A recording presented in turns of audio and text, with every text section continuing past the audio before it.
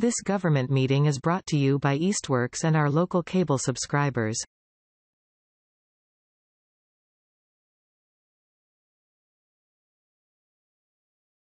Good evening, everyone. I'd like to open this evening's meeting of the Board of Public Works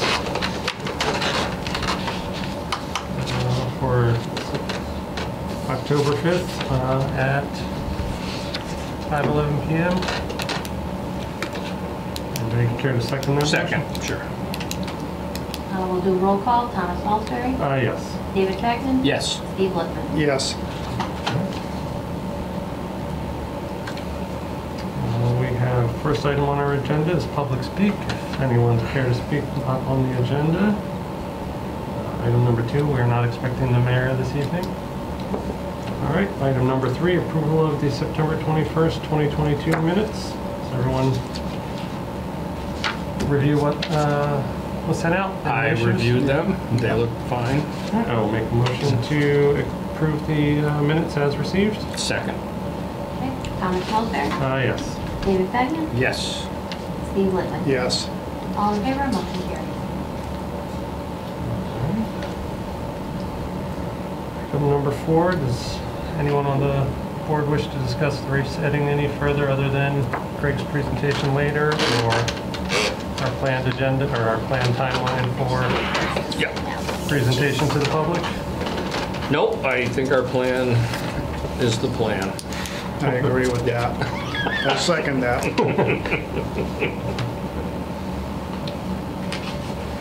I think it's a good plan. Yeah. Myself. But just in case anyone had any thoughts that they'd like to add to the discussion. Anyone from the public wish to comment on our plan? All right. Then we will move on to the number 5, director's report. Okay, Union Street, I don't have much for updates for you guys, but I want to address it pretty much at every meeting going forward. Yeah, I think that's good. Still been working with Ludlow Construction on establishing staging areas. We're looking at setting up a portion of the playground area at the Center Street School, yet maintaining it full access to the playground structure. So there'll be some reconfiguring of the fence there possibly, and some setup of driveways and some For the storage of stuff? equipment, pipe, materials. I'm not sure if Ludlow's going to take advantage of that spot yet, but it's so close. And it's just there, so it makes sense. At least for like a daily laydown area. Yeah, exactly. Cherry Street, construction is moving along relatively on schedule. You probably heard about the trouble we had there Monday morning. We opened the excavation. Drain line was below the sewer line collapsed, and the sanitary flow made it into the drain and right to the brook. A very, very minimal amount of sewer flow made it into the brook. Follow all the necessary steps with the state regulations regarding that. Sanitary sewer overflow. Mitigated it as soon as we could. Luckily, there was some erosion controls there. Little, if any, at all. I don't think any solids actually made it into the brook. It's just basically just. What time of day or night did that happen? About 7:30 in the morning, and we had a new piece of pipe in there, and it taken care of by about 9:45. Well, we had to loan the contractor a piece of pipe and some couplings, and so once they got it exposed and cut, we were able to get as quick as we could. So. Do you have a plan on hand in case something like that happens? Is there something where you know what steps that needs to be taken? Should something like that, or well, every situation of that nature is unique in that how do you bypass the flow for that period of time? When you come up with one, of course, it's just make the flow stop as soon as you can. So in this situation, they were able to put some sandbags in the manhole at the end of Chestnut Street and block 90%, 95% of the flow, and you let the sewer back up for that period of time while you make the repair. Luckily, we were able to make the repair quick enough before any backup into homes began. If we get to the point where it's going to start to back up into a home, we'll first we get our vac truck out there. That truck will fill up pretty quick because of the size of the tank on it.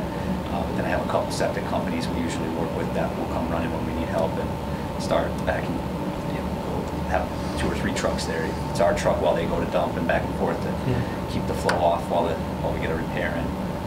We keep a lot of repair couplings and pipe sections on hand, so we're usually, knock on wood, able to get out of trouble pretty quick with that, things of that nature.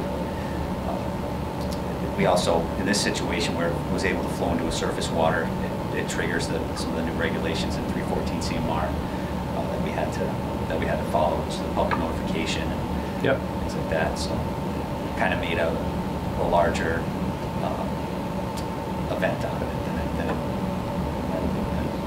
Thank you. Yeah, and we normally have sort of a reciprocal agreement with any of the contractors that we loan them whatever we need, and then they sort of replenish yeah, our it's our stock. infrastructure. Yep. Yep. Yep. We had a similar, not a similar incident, but we had a breakage of something on when they're working on the Maple area. Oh yeah, it happens all the time. Yeah, they break a water line, break a Yeah. hydrant. Oh yeah, yeah. Yeah. We just do whatever we can to mitigate a problem or restore service. Right. And But that inventory is generally replaced. oh, by contract. always, yeah, yeah. Well documented. It never goes out. That's for sure. How do you get the sandbags out of the hole? Put a rope on them. Before you drop them. Yeah, yeah. I was thinking that, right? Yeah. Or, depending on the contractor, the unluckiest guy on the crew goes down there and gets them. Exactly. That's what I was, Yeah. okay. Sure, both have happened. Yeah, didn't really time off though. The first time you don't time off, the second time you do, right? So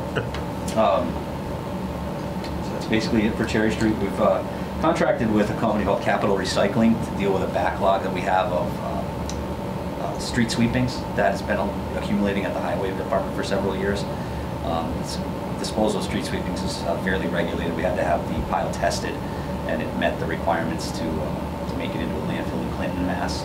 So this company, Capital Recycling, is on a state bid for street sweeping disposal. So we had them take, we were able to carve out a little bit of the budget to see what kind of volume it would move. And we got 8 loads out. I think it's about a third of what we have down there. So planning to work with the mayor's office once free cash retained earnings are certified to try to find some funding to at least get us back to having it all gone so that we can keep up on it a little better going forward and hopefully handle it out of our own now. It was allowed to get fairly large because there was talk of Pioneer Valley Planning Commission coming up with a good solution for multiple towns to benefit from, but COVID hit and that never really came to fruition. Okay. And the streets still had to get swept, so it got pile got pretty big. So. What's the time factor on that buildup? I'm sorry? How long did it take to build Oh, it up? that's been there. I think that pile's been growing there since 2010, maybe. Yeah, 2012. okay, so a long time. Yeah, this isn't like yeah. a 2018 to now. Mhm. No, Yeah. it's been a long time. Okay. So. Mhm. We had some staff from DPW working with Fletcher Sewer and Train yesterday at the Council on Aging. The basement window wells there's a pretty intricate subfloor drainage system that collects the flow when we get these heavy rains. It's been kind of a long overdue maintenance issue there that we were able to finally get Fletcher's in yesterday. Our camera equipment and our cleaning equipment won't go into pipes of that diameter. It's all mostly 2-inch, 3-inch pipes. So we have to bring in an outside contractor. We were able to get it a lot of it cleaned out to the point where we got the rain last night and this morning, and there was no problems from the window well drains. There's still some outstanding issues that we're working on with the water getting in the basement and heavy rain, but I think we've got it narrowed down to an old manhole that was installed over an mail. I think it was a mail chute that would get the mail into the basement. So we're going to get that sealed up next couple of weeks. And hopefully that solves some of the more of the moisture issues over there. Yeah. COA has got, I think that's the Council on Aging and a new senior center is probably the city's next large expenditure, very, very large expenditure. Maple Street School was vandalized and broken into on Sunday, September 25th. Residents saw someone smash a window and try to gain access to the kitchen area in the basement. That school is now sitting vacant, so we were able to get the door that it's a kind of a hard situation to explain. There's a door to a window that they were able to get into, get the door open and break the window there, so we've just secured the door shut. We'll be working on getting those things from the top floor to the center floor and consolidating what's left in there for fixtures and things into certain rooms so that we can get the auction going for later this month. Hopefully some of the items in there will hit an auction website within the next few weeks. Our engineers are working on, they're still working on finalizing the bid package for Holyoke, the Womelco True Hard Drive paving project that we're hoping to get going in the spring.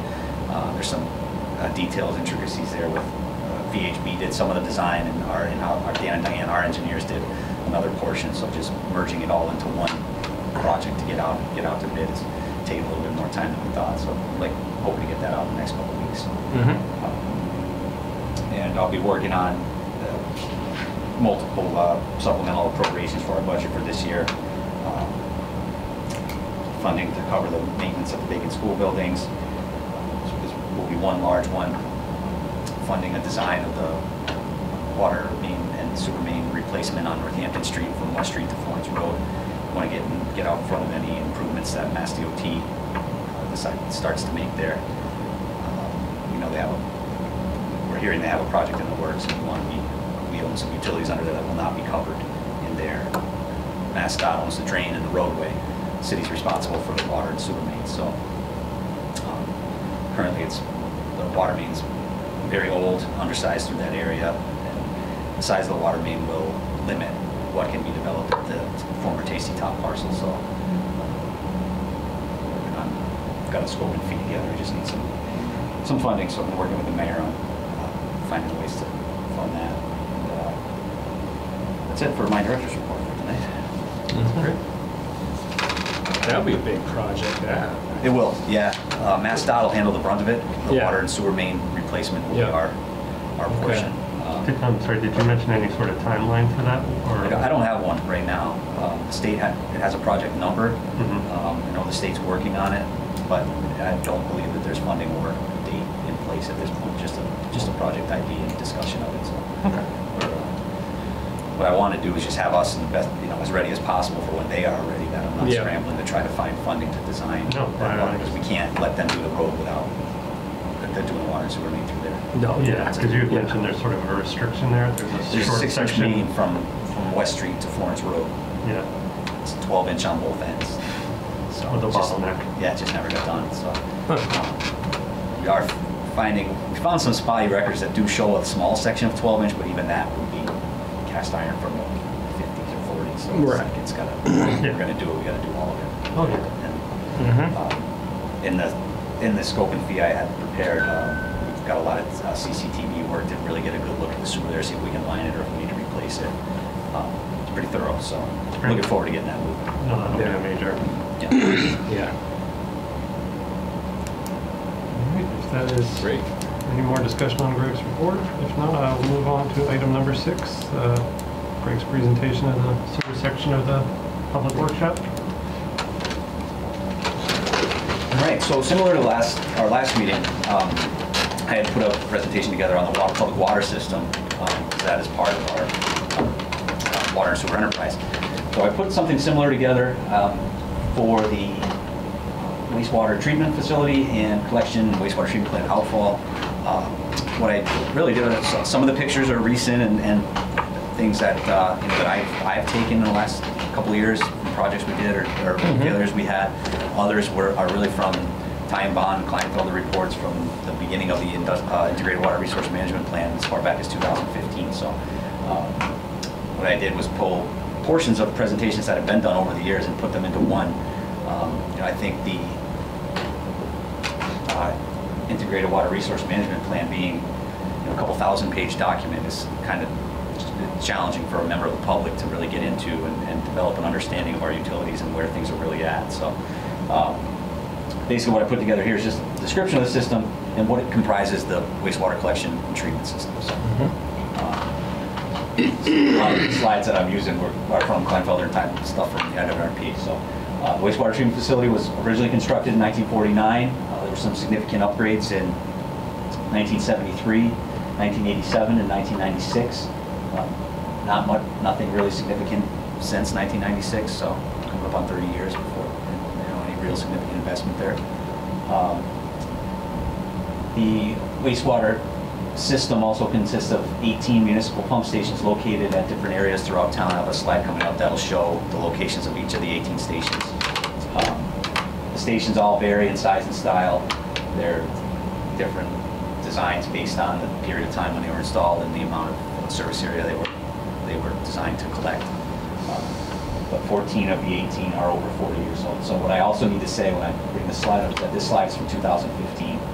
So now they're over 47 years old. Right. When we talk about the wastewater collection system, we've got 110 miles of mainline sewers out there. And Another note is that doesn't include the approximately 35 to 40 miles of sewer service laterals that are the city's responsibility, as we own the service lateral from the mains to the property line. So 32% of that sewer, another number there, that's going to be over 90 years old now, and 91% over 40 years old. So kind of a brief description of our collection system.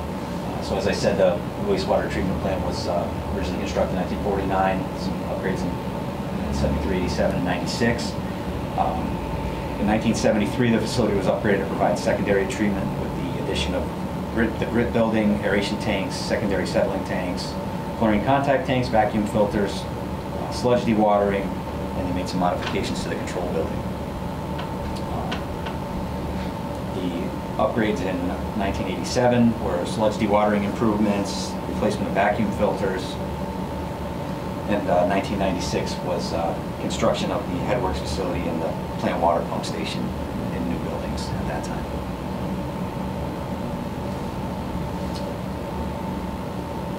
The facility features process equipment everywhere, screens, mixers, aerators. I'll get into it a little bit more. So this is the wastewater collection system. It's maybe kind of hard to tell on the slide, but each of these squares here shows one of the pump stations located all throughout the city that lift and convey wastewater flows from the station to, most of them pump to a gravity line, and then the gravity line is able to flow to one of the larger transmission mains and make its way down to the wastewater treatment plant. We have a large sanitary sewer transmission main under the bike path that collects a lot of the flow and brings it down there, and another one gets over to the Lovefield Street pump station and lifts from Lovefield Street directly to the plant. So that line comes down through off of West Street, kind of goes cross country behind Northampton Street, comes out on Lovefield and O'Neill. So just kind of an aerial view of the plant and what it's comprised of. We've got aeration tanks, the control building itself, the collections department staff operate out of this area, store their equipment in this building. We've got the headworks building that was built in 1996.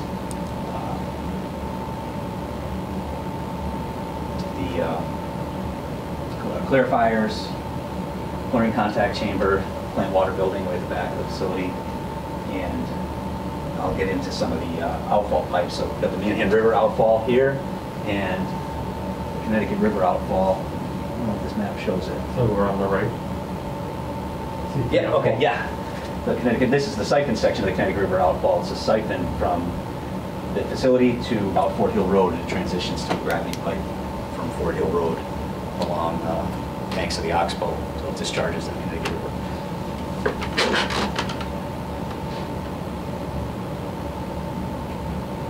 Just some more recent pictures of our wastewater plant. It's aerators there on the right.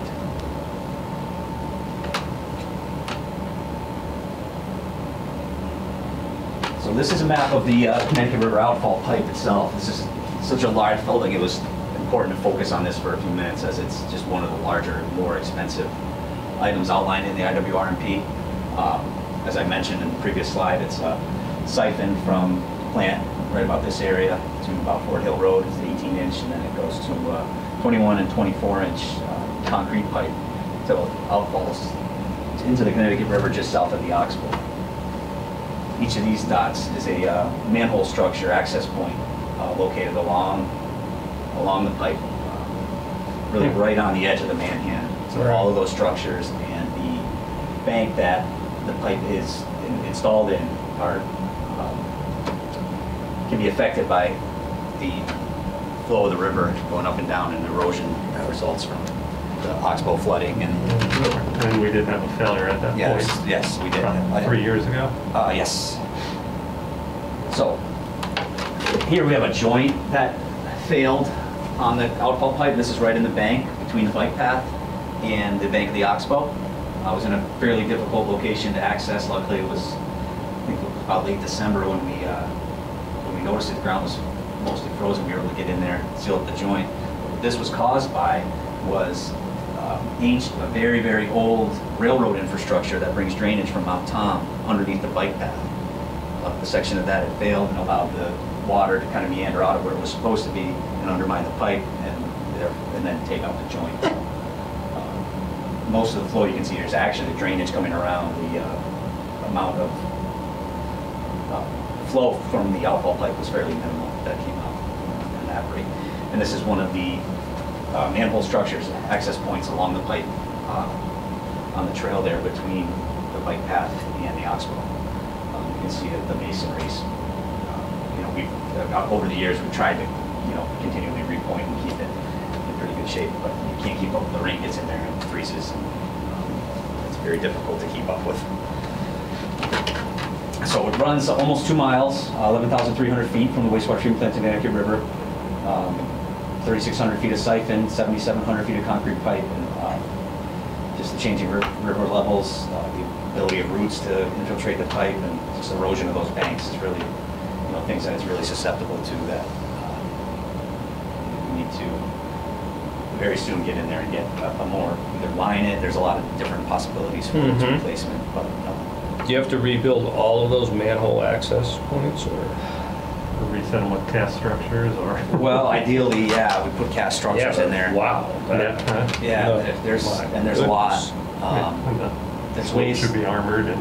Yeah, we'd probably go through, when we had the funding, go through each one, determine which ones were in dire need of replacement and which ones could be repointed and then like shock treated and sealed. But that's when we can talk about funding a project like that. Just at this point, we just can't. No way. I think it's in the IWRMP with like a $4 million price tag from 2018 numbers, so it's probably 6 now. 6, Yeah. right. How many of those do you have out there? We just have the one Connecticut River outfall. How many manholes are on it? I'd have to count them all. There would look like there was 20. Each one of these, Steve, is a manhole structure. They're not. Some of them are more below grade. That one, several are like the one in the photo where they're 4 or 5 feet above. But they're in very difficult areas to access. That's part of the trouble. Looks like about 30. Yeah. But we have located them all within the last couple of years, and they've got a 4x4 post with the top painted neon green, so the guys can find them. Either if we have trouble or just really focused a lot on the last couple of years is keeping this easement maintained and accessible for us to be able to get. So you can even get down. We can get down there. Yeah, that was one of the issues when there was the failure. Yeah. They had to brush off their whole way down there. Yeah. That must have been quite a fishing expedition to try to find those. Well, I think the initial problem we had in 18 or 19? That was a kayaker noticed it because there was really hardly any access to it. So now we've got some better equipment, and the guys are able to get out and focus on some of those easements and things maintained. I mean, we don't have access to every single foot of that with a piece of equipment, but we can get pretty close. Wow. Okay. So I think some of the harder to access points will be hopefully it'll be in good enough shape to line, and then maybe portions of knee replacement. We'll kind of tackle that when we get to it. Well, yeah. So some of the pump stations, like I mentioned earlier, there's 18 pump stations located throughout town. Liberty Street Pump Station and Daly Field are 2 of our larger stations. One was built 1969, the other was 1971. Later on, I'll have to get them mixed up so I can tell you which one was which, but right around 1970, so 50 plus years old. We are working right now on a plan to upgrade the Liberty Street Pump Station. We appropriated some funding from retained earnings last year to come up with a plan for that building. We used to take the flow from a lot of the manufacturing that happened across the street here, but the flows that station takes are significantly less now with the industrial operations gone. So I think we're able to downsize that to a smaller. That's the one that's oversized, right? That we've talked about in the past. Yeah. So we're working through that project. Some of the newer stations, East Street North and Cook Road, are subgrade submerged pumps. They just collect smaller areas. Daly Field 1971, Liberty Street 1969. So this slide, most of the pictures are Daly Field, the 3 to the left, just some of the antiquated controls that are in there, mercury switches. old chart recorders, obsolete equipment. You know, a lot of it may work, but the challenge is getting pieces for it when it stops working because it's just so obsolete that you really need to make some investments there to have infrastructure that can be better maintained. Yeah, we've done projects where basically a whole cabinet like that gets replaced with a little Allen Yeah, Bradley. one little PLC. Yeah, You know, a little yeah. Allen Bradley Yeah. about the size of Yeah, and you can deck of control it from your cards. phone from Yeah. anywhere. Yeah. So, Yeah, we've you know, done that on a couple, and it's only using like 3 of the inputs instead of. It's amazing. yeah. A We'll get lot there. of work. Yeah. So it just gives you a current state of those stations. Yeah. Yep. Lowndes Avenue, this is one of our older stations that was built in 1962. Doesn't collect a whole lot of flow. There is a way to get the flow from the station down to the daily field pump station without too much excavation and effort. But another thing that we don't have the funding to do. If we were able to fund it, it takes the station offline, eliminates an electric bill, eliminates the need for staff to check it every day, and takes away a station that we need to keep in operation. And then the Adams Street pump station it was a great example of what our crew was able to do. That was one that it was a fairly small station, but we actually were able to replace that entire station in-house, get it down to that smaller submerged pumps, and not the electric work and things like that. We had to contract out, but the sewer division was able to install that station, the bollards, the paving, the highway guys did the paving. So some of them we can do and we do when we can, but a lot of them are just outside of what we can. And the challenge with doing that is when the guys are focusing hard on getting a station back online and we're trying to fully reconstruct. If there's a sewer backup or a water main break in another part of town, we're not as available or able to respond. So our crews are fairly small, so it's hard to take on projects like that, but we do like to when we can.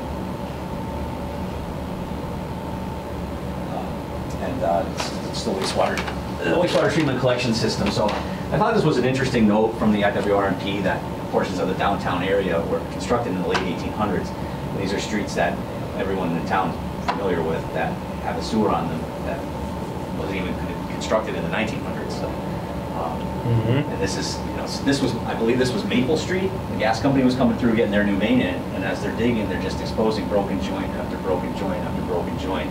You see the void there. Yeah.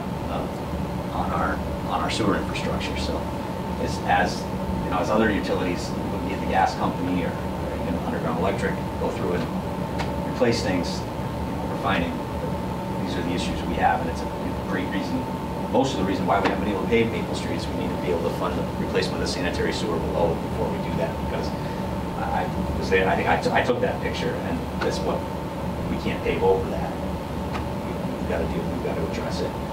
This is a CCTV inspection of a pipe. I'm not entirely positive where that one is, but you can see the crack down. It's a clay tile pipe. It was installed in 2-foot sections 100 plus years ago, and you can see how it's got a lateral crack down the side, holding it there. It's what we find. Generally, we'll find it'll show up as a sinkhole in the road, and then we do some CCTV work to see if we can, locate the problem exactly and see what it is, and then excavate down to it and get it resolved. So like that Maple Street, that keeps working even with the voids and the joints? It's flowing, yeah. Yeah, I know. A lot of it is, I guess I would say, okay until you excavate and then use a vibratory roller to pave the road over it, or And then dig. you actually break a section. Yeah, Right. yeah. And I mean, what happened on Cherry Street Monday was just an example of clay tile pipe installed 100 years ago or more that fell apart when they excavated near it because the dirt was holding it together. Right. So. Exactly. And this is just examples of how we repair sections of these when we have that trouble. And that's that same bit of information from earlier. 110 miles of mainline sewers, 30, and I added the 35 or so miles of split service laterals. This is a sewer lateral we just repaired on Everett Street. We had to rip up the new road, fairly new road on Everett. Yeah. This was actually our second repair on that lateral. We had repaired it a few years ago, and it actually failed further down, so we had to get a little deeper on it and fix it. But I think that sewer in there is 11 or 13 feet deep, so it's a challenge for our crews to dig to a depth of more than 10 feet. Yeah. And anything more than 5, 6 feet is challenging, but you get over 10, and it's kind of outside of what we're equipped to do.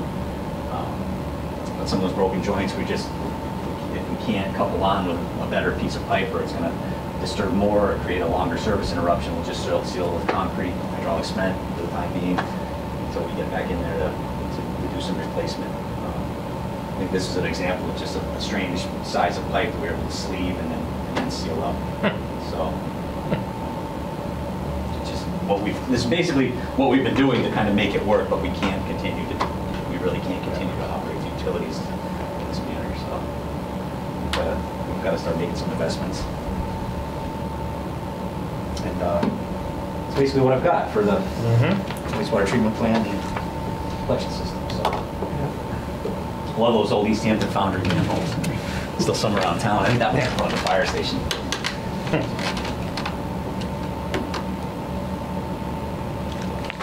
Excellent. Good job. Thanks. Yeah. Yeah, I think that's a good snapshot of what you deal with. Yeah, without it, I don't want it to be too much for people. No. And I'll polish up what I had for water and go through some of the older reports too. It's just the old reports. I think it's worth noting that we're talking about problems that were being talked about in 2010, 2012, 2015, and it's 2022. Right. And we've got to do something. Oh, yeah. You know. So the plan is to show, I know we talked about this, to show these at the big public meeting, right? Well, and I think we're thinking next week as well. Oh, that's fine. The 21st, right? Well, yeah, the next meeting, I'm sorry. Yeah. Yeah, and I was going to I'll polish up the water one in the meantime, make it a little more similar to this with some of the older slides and things. Yeah, right. And then I've asked Mike Schrader to be there to go into the rate portion after. Yeah, I think it frames why we're looking at the rates and the 3 to 5 year investment plan that we're hoping to accomplish. Yep. It gives it context, and I think that was what was kind of missing from our public hearing in 2020. Sure. Was we were not that we were presenting the same plan, but it was a large. Yep. It was a large ask with no real context. And a lot of time had gone by. One of the things that I took some of this information from was one of the initial presentations to justify the IWRMP in 2015, and then you had that 2015 to 2020, that 5-year period where I can hardly remember what I did last week sometimes. So some of absolutely. People were really involved in the discussion in 15 that they remember in 20. So I think we have it all together in one. Was that 20 minutes? I think my other one was about 20, 25 minutes. So I can keep it to an hour or so, maybe a little less, and then kind of hand it over to Mike to go into some of the financials and things. Yeah. No, I think it's compelling. I think it's going to be. Well, it's going to tell the story. Yeah. But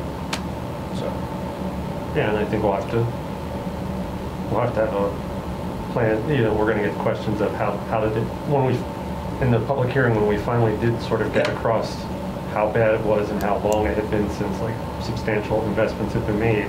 Then the conversation turned to how did it get to this point? Right. Why didn't we? Right. So, and that's after we pulled it back from stormwater.